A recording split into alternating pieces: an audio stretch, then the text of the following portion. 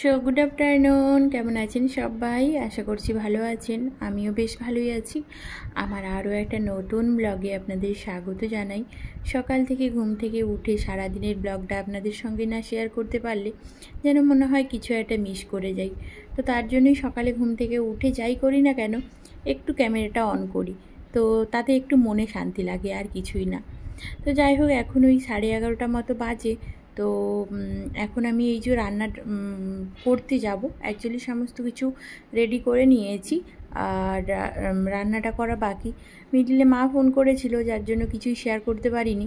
তো মায়ের সঙ্গে কথা বলতে বলতে মোটামুটি সবটাই করে নিয়েছি। আর এইদিকে যা গরম পড়েছে না, এইদিকে না সব দিকেই গরম পড়েছে। আর ওই যে একটু কানেরটা চেঞ্জ করলাম আজকে, হঠাৎ করে মনে হলো কানেরটা একটু চেঞ্জ করি।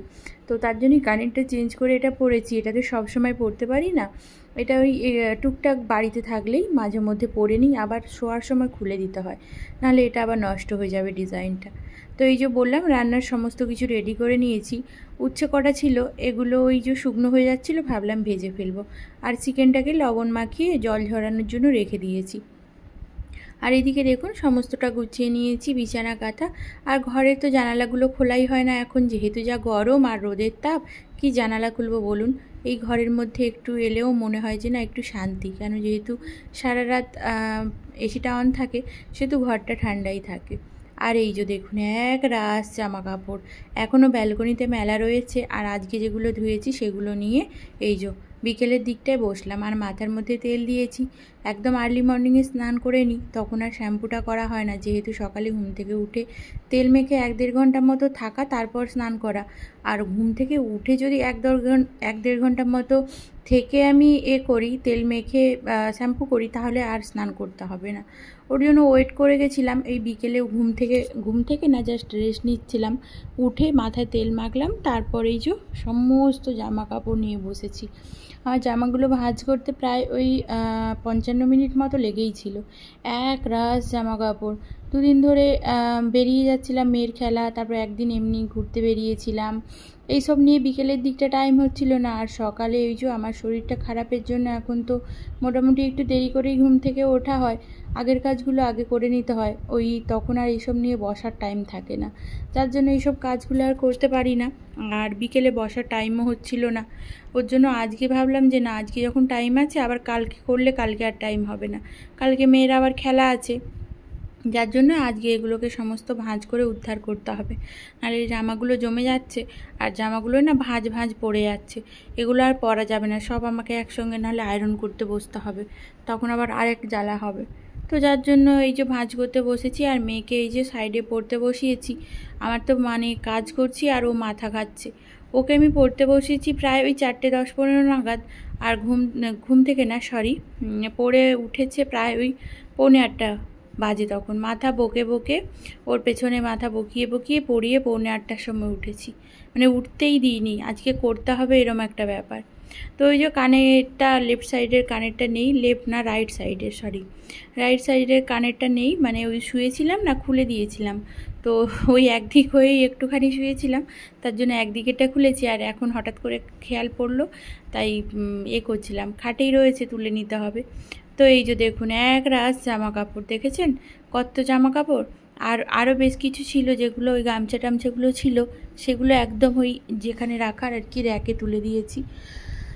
আর এই যে দুপুরে যে শোয়া হয়েছিল, সেই বিছানা কাঁথা এখন তুলবো। সো গুড ইভিনিং, ব্যাক করলাম, একটু বেরোবো।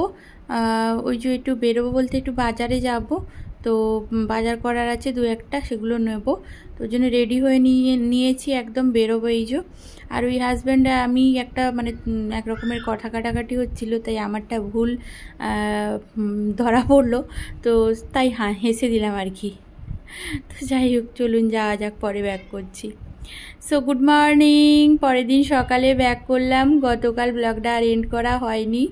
তো সকালে ঘুম থেকে উঠে কিচেনে টিফিন বানানোর জন্য এসছি, আর টিফিন বানাতে বানাতে তার সঙ্গে ঘরের কাজগুলোও করতে শুরু করে দিয়েছি একটু একটু করে, কেন এর পেছনে পড়ে থাকলে হবে না। আর এই দেখুন তেলটা গরম হয়নি, আলুটা তুলে দিয়েছিলাম বলে আলুটা লেগে লেগে যাচ্ছে। আজ একটু তাড়াই আছে, অ্যাকচুয়ালি বাড়িতে কয়েকজন গেস্ট আসবে, তাই সকালে একটু ঘুগনি বানাচ্ছিলাম। তো একটু বেশি করেই বানাবো। মটরটাকে কালকে রাতেই ভিজিয়ে রেখে দিয়েছিলাম, আর এদিকে প্রেশার কুকারে মটরটাকে সেদ্ধও করে নিয়েছি। আর এই যে আলুটা হালকা ভাজা ভাজা করে নিয়েছি, তারপর মশলাটা তুলে দিলাম।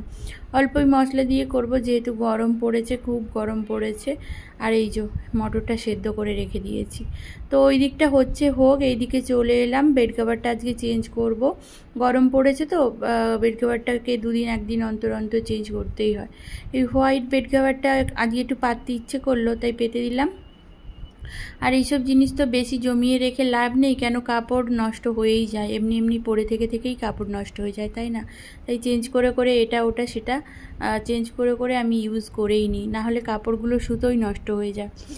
অনেকেই তুলে রাখে, আমার মাকেও বলি, মা তুমি ইউজ করে নাও, তুমি কিন্তু ফেলে রেখে জিনিসগুলো ইউজই করতে পারবে না, দেখবে হঠাৎ করেই এমনি ছিঁড়ে গেছে, কোনো কারণেই ছিঁড়ে গেছে, তো ওই সুতোগুলো নষ্ট হয়ে যায়। তো যাই হোক, এইদিকে বিছানাটা তুলেও নিয়েছি, আর ওই টুকটাক 1-2 জামা কাপড় রয়েছে আজকে, মানে পার ডেই সকালে ঘুম থেকে উঠে বিছানা যখন তুলি তখন জামা কাপড়গুলো যে কটা জামা কাপড় থাকে আর কি ভাঁজ করে নিই। তো ওই পরশুদিনই ব্যতিক্রম হয়ে গেছিলো, দুদিনের জামা কাপড় জমে গেছিলো। তো ওই যে 2-1টা যা ছিল সেগুলোকে ভাঁজ করে গুটিয়ে রেখে দিই। এখন এরপরে আবার যেতে হবে কিচেনে, কেন কিচেনে ঘুগনিটা ফুটছে, ওটা মশলা তুলে জল দিয়ে চলে এসেছি। আর কিছুই করব না আজকে, ঘুগনি আর মুড়ি, কেন এতগুলো লোকের রুটি বা লুচি পরোটা যাই করি অনেকগুলোই করতে হবে। আর আমার শরীরটা যে খুব ভালো সেরম না, মোটামুটি যাই হোক চলছে, চলার মতো চলছে। কোন দিন যে ঝিমিয়ে পড়ে যাব তার কোনো ঠিক নেই। তো এই যে ঘুগনিটা রেডি হয়ে গেছে, দেখুন কত সুন্দর হয়েছে। আর ঘুগনিটার টেস্ট জানেন তো দারুণ হয়েছিল। আমি সকালে যদিও ছাতু মুড়ি খেয়েছিলাম, আমার সকালে এইসব খাওয়ার পোষায় না, ওই ছাতু মুড়ি খেয়েছিলাম, আর হাজব্যান্ড বলছিল যে খুব ভালো হয়েছে, আর রাতে আমি খেয়েছিলাম। তো খাওয়া দাওয়া তো হয়েই গেছে, মেয়েকেও খাইয়ে দিয়েছি, আর আমার মেয়ের জন্য গাড়ি এসছে, ও এখন খেলতে যাবে।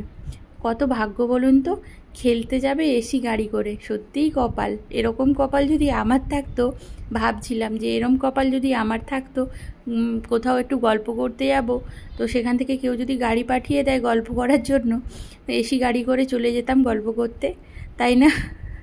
এটা দেখে হাসি পাচ্ছিল।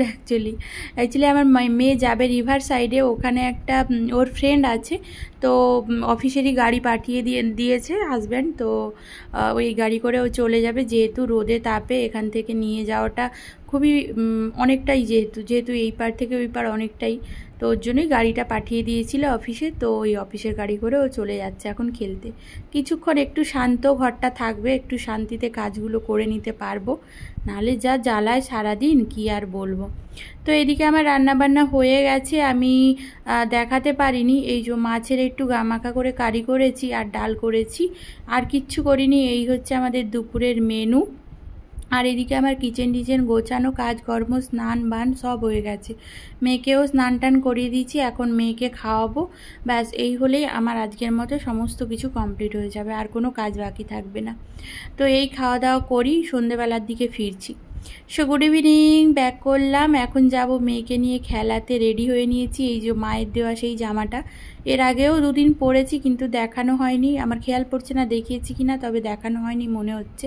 তো রেডি হয়েছি, চলুন এখন যাওয়া যাক। আর বেশি দূর বড় করছি না, ব্লগটা এখানে এন্ড করছি।